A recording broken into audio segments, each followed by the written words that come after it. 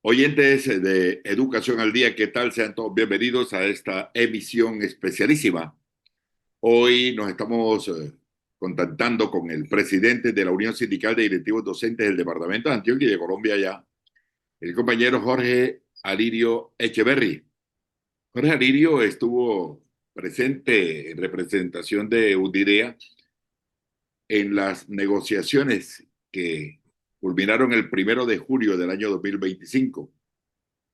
Alrededor de 9 o 10 organizaciones sindicales del sector educativo firmaron un, unas negociaciones colectivas en la mesa sectorial de educación. Vamos a hacer varias entregas de este programa especial de Educación al Día para poder comprender con exactitud qué fue lo que se pactó entre el gobierno nacional y las organizaciones sindicales de trabajadores del sector de educación, que unificaron pliego de solicitudes ante el gobierno nacional. Ahí estuvo FECODE, UDIDEA y otras organizaciones más, como ASPU, Sintrenal, Sindodic, PEDECO, Ultradec, Sintraunicol y otras más. Bienvenido, Jorge Alirio Echeverry. Cuéntenos entonces en detalle qué fue lo que se pactó en el capítulo primero. Siga usted. Bueno, muy buena noche para usted, muy buena noche para todos sus seguidores, su audiencia, los compañeros que siempre han estado y lo acompañan a usted en este programa. Importante hacer un análisis primero de cómo se da la negociación, porque la negociación se da por una situación especial y es que se generan unas mesas, submesas del sector educativo en la cual está la mesa de educación superior, está la mesa de que trabajó algunos temas económicos y está la mesa de educación preescolar básica y media, en la cual hicimos nosotros presencia y de lo cual podemos hablar de los acuerdos que se dieron. Y esa mesa se dividieron los temas por capítulos y por ejes, y el primer eje de trabajo es el eje de la educación preescolar básica y media. Entonces, si quiere, Omar, empezamos con el eje 1, política pública educativa y movimiento pedagógico, que nos parece muy interesante y que se debe analizar a profundidad. Sí, me parece importante, compañero Jorge Alirio, porque ese capítulo no solamente interesa a los docentes y directivos docentes, tiene muchos puntos que interesan a los padres de familia, a los estudiantes, a la comunidad, al pueblo en general, por cuanto tiene que ver allí con la organización, la unificación de lo que podría ser el próximo Plan Nacional de Desarrollo, la inversión de los recursos, qué parte del presupuesto de la nación se va a destinar para educación, el principio de progresividad. También habla ese capítulo que usted menciona de la estabilidad laboral, de las condiciones laborales y prestacionales, profesionales de los docentes y directivos docentes. Como no, sigue usted, por Alirio Echeverry, con los puntos que contiene el capítulo primero, educación preescolar básica y media, y el eje 1, que se refiere a la política pública educativa y movimiento pedagógico. Sigue usted, Libre. Claro que sí. Entonces, lo primero es que se habla de un plan decenal, de un plan decenal. Y muy importante, cuando usted hablaba al principio de que son 9 organizaciones hermanas, es porque son 9 organizaciones que vienen de la misma base magisterial, de la misma base de educación, pero que tenemos algunos ámbitos de labor diferentes. Entonces, estamos las comunidades étnicas sentados en una mesa, está FECODE sentado en una mesa, estamos los directivos docentes sentados en una mesa, están los administrativos sentados en la misma mesa, los profesores universitarios, y eso hace posible que esta mesa se nutra. Entonces, ahí hay una ganancia importante y nos parece que para ese primer ámbito más aún. Entonces, dentro de ese acuerdo hay algo muy importante. Dice, permítame, yo les leo, porque nos parece de vital importancia. La formación integral, el fortalecimiento de la educación media, incluyendo las instituciones técnicas, agropecuarias e industriales, y fortalecimiento de las escuelas normales superiores. Ojo, en las negociaciones anteriores no se había llamado al detalle por el rescato de los ITAS, institutos técnicos industriales, institutos agrícolas, colegios departamentales que no están inscritos en las ETCs, por las normales. Entonces aquí se plantea a nivel nacional darle la importancia que requiere, que se necesita para que no se acaben estos colegios como en Medellín el INEM, que en este momento se presenta una problemática grande en Medellín, porque hay un Instituto Nacional para Enseñanza Media y Aprendizaje, que es un INEM, que lamentablemente no cumple con las características de INEM. Un colegio que tenía más de 8.000 estudiantes con 25 medias técnicas y no cumple con esa característica de la media técnica. Es el rescate de estos colegios, el rescate de los institutos agrícolas a una persona como el suscrito que le duele tanto el campo. Es muy importante venir y decir que estos institutos agrícolas en Colombia se deben rescatar. Si hablamos de una inversión para el campo, debemos partir por una adecuación adecuada y qué más que el ejemplo que han dado los institutos agrícolas, las escuelas rurales frente a esta situación. Entonces nos parece muy importante porque denotar, hablar de las organizaciones es un principio para empezar a solucionar los problemas históricos, ¿cierto? También se habla algo muy importante, el movimiento pedagógico, y el movimiento pedagógico hace una convocatoria para que las organizaciones firmantes, el movimiento pedagógico, asociación de padres de familia, representantes de comunidad educativa, seminarios y encuentros territoriales para avanzar en la construcción de un currículo. Esto es muy importante. Quiere decir que todos nosotros, los que estamos en el acuerdo, pero también la firma del acuerdo, pero también las organizaciones que hacen parte de nuestra comunidad educativa, se les va a tener en cuenta para la construcción de este currículo. Nos parece que en el último párrafo de el Ministerio de Educación Nacional dará continuidad a los análisis de las plantas de cargos de los docentes para determinar con las secretarías de Educación certificada las necesidades de cargos que requieran y realizar las acciones necesarias para que se convoquen a los concursos públicos de ingreso a la carrera docente con la periodicidad establecida en la Ley 909 del 2004. Esto es importantísimo. Estamos diciéndole al Ministerio de Educación Nacional que tenemos una planta nacional de cerca de 65.000 provisionales, Omar, provisionales, gente que se está pensionando como provisional y no se tira el concurso. Entonces nosotros estamos diciendo, venga, análisis de la planta de personal y sobre todo concursos nacionales, pero teniendo en cuenta que los entes certificados no esperen el concurso nacional, sino que el ente certificado, una vez agote la lista de elegibles y tenga la vacante, pueda hacer la convocatoria, porque es que no podemos permitir nosotros, y menos aún cuando se habla de trabajo digno en este gobierno, seguir con los provisionales y es una carga que lamentablemente nos Esa es una parece. buena noticia para los docentes que hoy están en provisionalidad, porque es que lo claro y concreto es que faltan educadores. Y si se amplía, como lo dice el acuerdo más adelante, la concreción del preescolar de 3 grados y el nombramiento de los PTA que hacen falta también, ojalá de manera permanente, pues eso amplía la planta docente. Entonces, esa es una buena noticia, pero le hago una pregunta: ¿quién va a hacer el estudio? Porque es que hace rato vienen haciendo el estudio. Yo creo que hay estudios ya sobre las necesidades de los docentes y las necesidades de más plazas.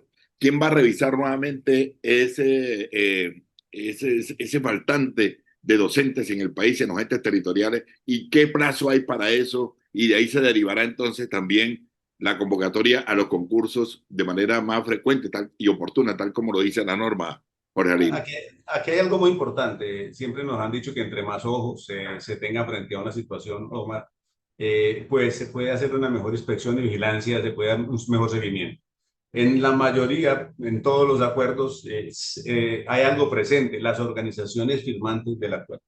Nosotros como organización que nos duele esta situación, pues vamos a estar encima del ministerio y se están creando unos enlaces con el ministerio directamente para decirle, venga, no es posible que se tenga, porque todo, vuelvo y les digo, este espíritu de este acuerdo, cada uno de los puntos iniciales va unido a otro punto final. Entonces, lo que nosotros pretendemos es hacer una revisión de lo que ya hemos visto de que nos aqueja en la educación y empezar a trabajar. ¿A trabajar para qué? Para solucionar estos problemas. Entonces, por ejemplo, el ingreso de los docentes es algo muy importante, los concursos de ingreso, pero también los de ascenso, que están aquí también en el mismo acuerdo, Omar. Por ejemplo, en el punto 2, las organizaciones firmantes del presente acuerdo del Ministerio de Educación Nacional, en el marco de sus competencias, realizarán las acciones encaminadas a sostener la progresividad de los recursos asignados. Ojo, nos parece que a nosotros en este gobierno nos ha ido muy bien en educación. Nos parece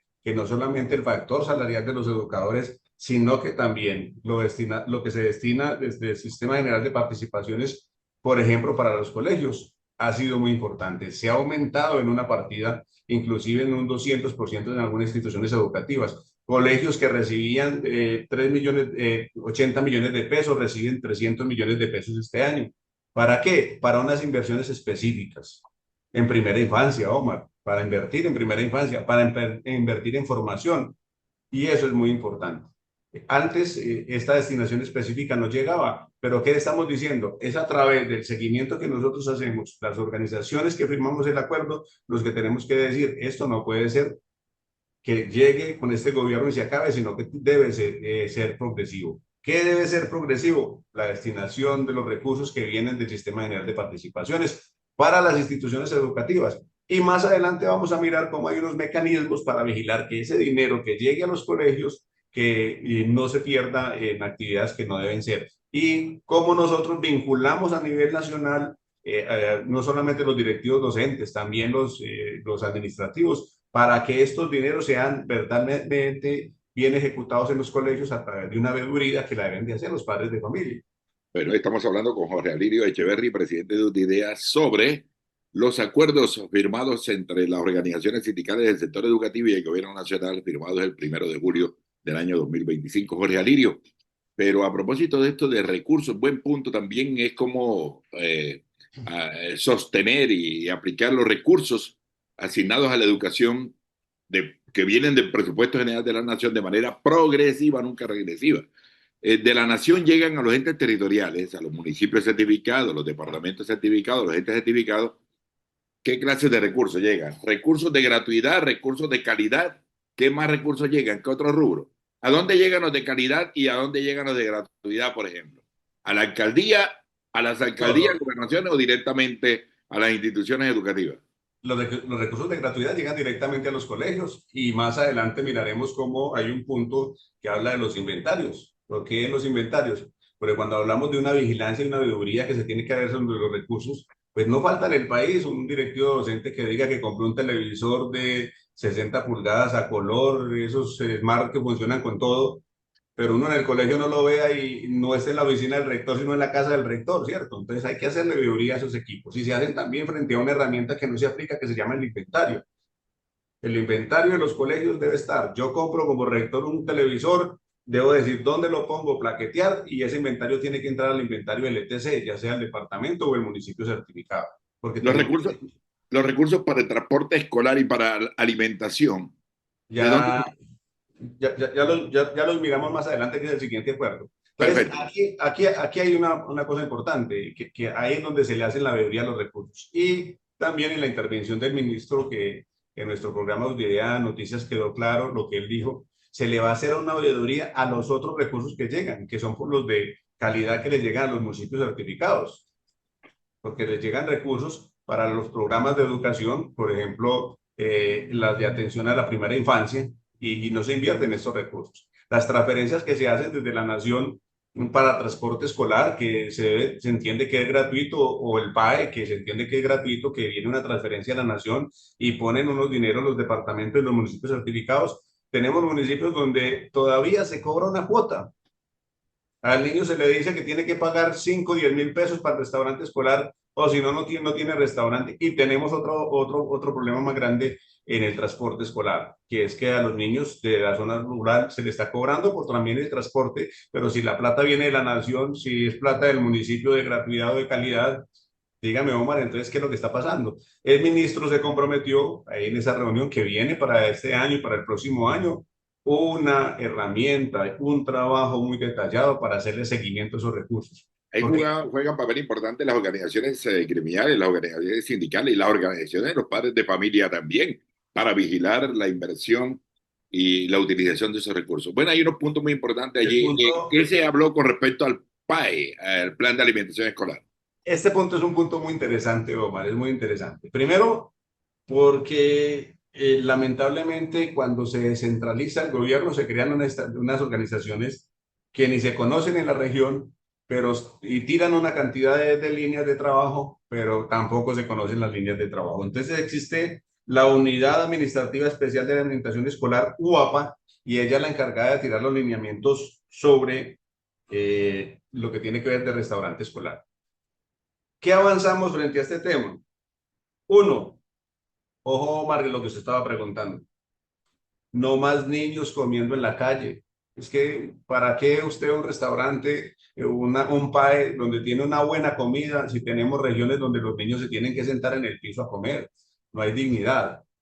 Y si le suma a eso que no tenemos ni siquiera la cocina para preparar, y esto no es una situación que lo tengan que resolver los rectores, ni los municipios, ni los entes certificados. Debe venir desde el gobierno nacional que nos tire una política como la del PAE, la inversión, y que ellos mismos la hagan, construyan los restaurantes y construyan los comedores, porque cuando se habla de PAE se habla de algo integral, la preparación del alimento y dónde lo van a consumir.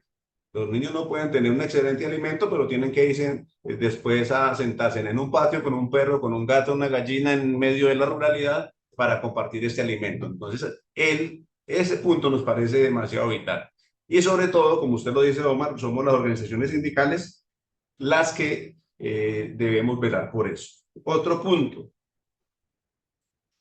se debe hacer un PAE con un enfoque diferencial y con ese enfoque diferencial étnico, con comunidad negras, raizales, afrocolombianas, indígenas, palenqueras, porque no podemos servir el mismo alimento en una comunidad general. No podemos servir en Medellín, en el caso de Medellín, en El Salado, no podemos servir un plato para una comunidad afro, como tampoco la podemos servir en Cristianía en Andes para la comunidad indígena, el mismo plato. ¿Por qué? Porque hay que reconocer que por la cosmovisión de los pueblos ellos consumen su alimento diferente. Entonces hay que tener eso en cuenta. Es una pelea muy grande que hemos tenido, Omar, desde hace muchos años, compañeros que nos escuchan, de que se debe diferenciar la alimentación para los niños. No es lo mismo el plátano que le encanta al costeño que traer el plátano para Medellín y dárselo a los niños y llevar la arepa para Costa, porque es que muchas veces no se piensa desde la región. Este es un punto interesante que es de los más interesantes para nosotros frente al manejo del PAE, ¿cierto? ¿Qué decimos nosotros? Hombre,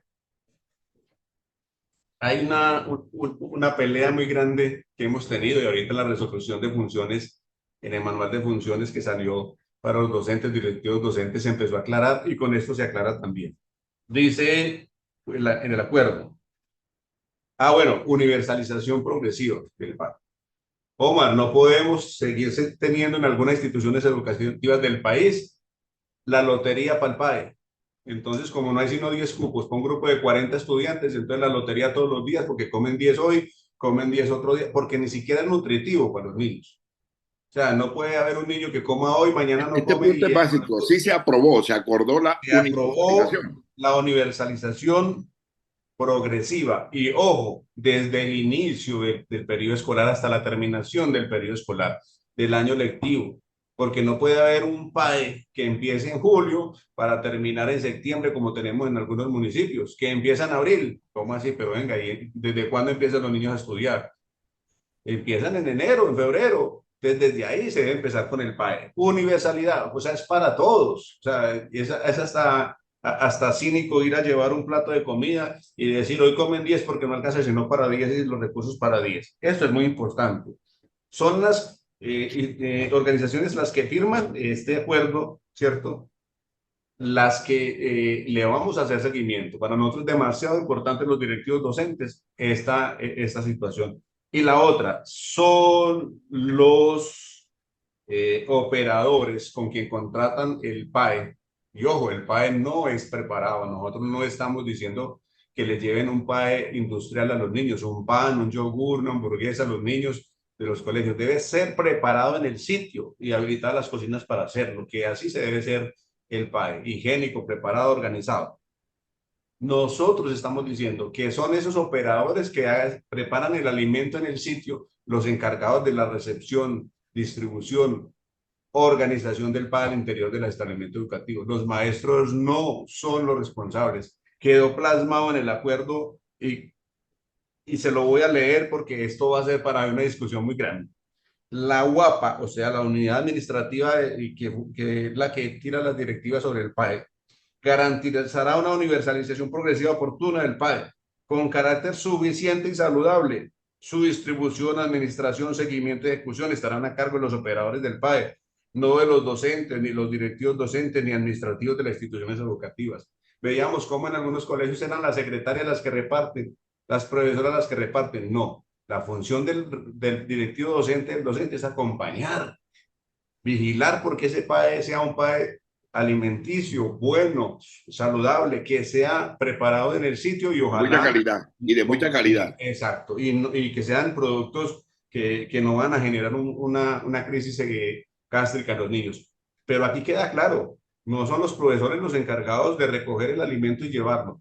¿Cuándo lo va a hacer? Ahí estamos en el problema y ahí la disyuntiva. En el campo, en los municipios donde el profesor tiene que ir los domingos, de su tiempo debe ir el domingo a recoger el bulto del mercado para la escuela y llevárselo para su casa y después despacharlo en la chiva. Tiene que resolverlo. Ya, no, Una sabemos que no lo va a responsabilidad resolver grande. ahí, pero ya lo tiene que resolver. Ahora, ¿quién le va a hacer seguimiento a esto? Nosotros, Omar, que estamos en la mesa y estamos ahí diciéndole, no estamos de acuerdo. No es de su tiempo los domingos el maestro lo que lo tiene que hacer. Y las comunidades con los padres de familia son las que tienen que ponerse de acuerdo para recibir el mercado y transportarlo hasta donde lo lleven.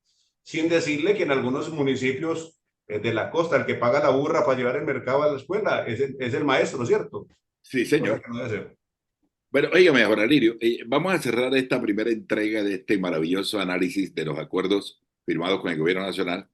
Vamos a cerrar con el punto 5, que tiene que ver precisamente con el respeto a la representación de las organizaciones sindicales, el diálogo, la concertación, la socialización de todos estos temas y problemas y dificultades y soluciones también por parte de todas las organizaciones, tanto de educadores, directivos docentes y comunidad en general, ¿verdad? ¿En qué consiste ese punto, Jorge Ariel Echeverry? Bueno, tenemos un problema muy difícil a nivel nacional, ¿cierto? Eh, y es que no ejercemos una viabilidad efectiva a las organizaciones sindicales porque no se nos escucha. Estamos diciendo que es a través de el diálogo, la concertación con las comunidades educativas que nosotros como trabajadores de la educación vamos a llegar a los acuerdos, que nosotros de la mano del Ministerio de Educación debemos trazar los alineamientos, mirar que no está funcionando y es un acuerdo muy importante porque en este punto 5 se acuerda que somos las organizaciones del sector educativo y el Ministerio de Educación el que tenemos que velar porque se cumpla todos estos procesos y procedimientos administrativos que se tienen en el interior de los colegios. Entonces, parece de mayor importancia el que se crean las mesas, el que se crea la dinámica donde podemos nosotros hablar. Usted preguntaba ahorita, ¿cómo se va a hacer? Pues hombre, aquí va a haber un trabajo muy importante de parte de FECODE y las organizaciones que firman, porque debemos hacerle seguimiento a esta tarea. Y el seguimiento debe ser este año. Se planteó algo muy difícil, Omar, y es que ¿por qué nosotros estamos exigiendo que era durante este año? Porque ya sabemos que el próximo año es un año electoral. Los ministerios, el gobierno nacional va a estar centrado en nuestra política. Nosotros desde este año necesitamos llegar a los acuerdos y decirle a la gente, venga, pues ya tenemos esta problemática, escúchenos en esta problemática. Y en el acuerdo es muy claro, bajo los límites de los marcos jurídicos que se tienen en este momento. No vamos a hablar de infancia y adolescencia en el marco de la ley de infancia y adolescencia, ¿cierto? Vamos a hablar de la violencia que transversaliza la escuela en el marco de los acuerdos que se puedan discutir. Pero es importante abrir las puertas al diálogo. Bueno, hemos hablado en esta primera oportunidad con el compañero Jorge Alirio Echeverry, presidente de UTIDEA, sobre los acuerdos firmados entre varias organizaciones del sector educativo y el gobierno nacional, acuerdos firmados el 1 de julio. Nos hemos referido al eje 1 del acuerdo, que tiene que ver en el capítulo primero con las políticas educativas, algo fundamental. En la próxima entrega nos estaremos refiriendo a la carrera docente, a las condiciones laborales y jurídicas del magisterio, es decir, al eje número 2. Muchas gracias por su sintonía. Ya nos encontraremos en una próxima oportunidad. Gracias, Jorge Aridio Echeverri. Omar, muchas gracias a usted, muchas gracias a todos los compañeros que nos siguen y lo siguen a usted en este programa.